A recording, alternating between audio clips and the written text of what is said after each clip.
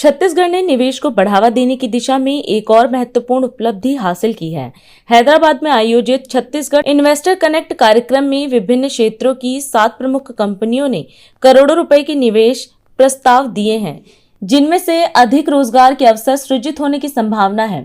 इस अवसर पर मुख्यमंत्री ने कहा कि डबल इंजन सरकार के प्रयासों से राज्य में नक्सलवाद पर प्रभावी नियंत्रण स्थापित हुआ है और विकास का नया वातावरण तैयार हुआ है।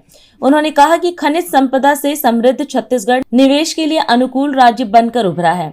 मुख्यमंत्री ने उद्योग जगत से राज्य में निवेश कर विकास और रोजगार सृजन में भागीदार बनने का आह्वान किया। और वास्तव में छत्तीसगढ़ देश के हृदय स्थल में बसा है, बीचों बीच बसा है और बहुत सुंदर प्रदेश है। एक जो परसेप्शन था कि छत्तीसगढ़ नक्सलवाद से ग्रसित है, पूरे देश में छत्तीसगढ़ कहने से ऐसा लोगों को लगता था, लेकिन अब वो भी बात नहीं है। आप सबको मालूम है कि डबल इंजन की सरकार के कारण आज छत्तीसगढ़ से नक्सलवाद को समाप्त करने में हम लोग कामयाब हुए हैं। अब छत्तीसगढ़ में आप कहीं भी कितनों समय भी रात में भी कहीं भी आ जा सकते हैं।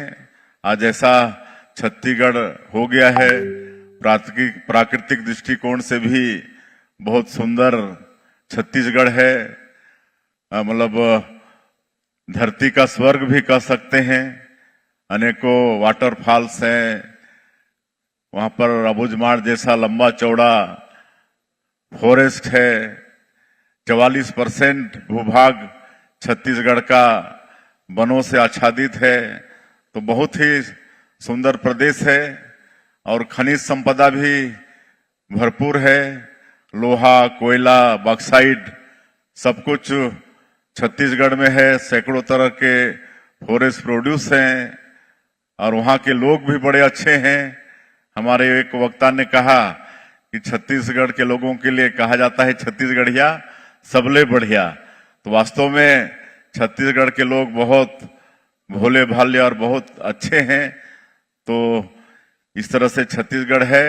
और एक नई इंडस्ट्रियल पॉलिसी भी हम लोगों ने बनाई है। हमारे यहाँ पर वाणिज्य उद्योग मंत्री हैं लखनलाल देवांगन जी, और हमारे विभाग के सभी अधिकारी हैं। सब लोगों ने एक अच्छी उद्योग नीति बनाई है, जिसकी सराहना सब तरफ हो रही है। देश और विदेश में भी हम लोग उद्योग नीति को लेके गए हैं, जापान, साउथ कोरिया वगैरह लेके गए हैं।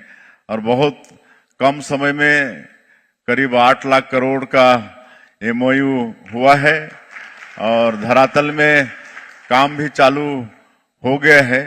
तो ऐसी स्थिति है। और मैं जब बोलता हूं उद्योग के विषय में, तो वहां पर कई तरह के इंसेंटिव का प्रावधान है, बी स्पोक की नीति है, सिंगल विंडो सिस्टम है, और किसी भी तरह से कोई परेशानी नहीं है। हम लोगों की बड़ी अच्छी टीम है और किसी भी तरह से आप लोगों को न NOC लेने में न कुछ में कोई परेशानी नहीं है। छत्तीसगढ़ में सरप्लस बिजली है, पानी है, कभी वहां पर मजदूरों का हड़ताल नहीं होता है।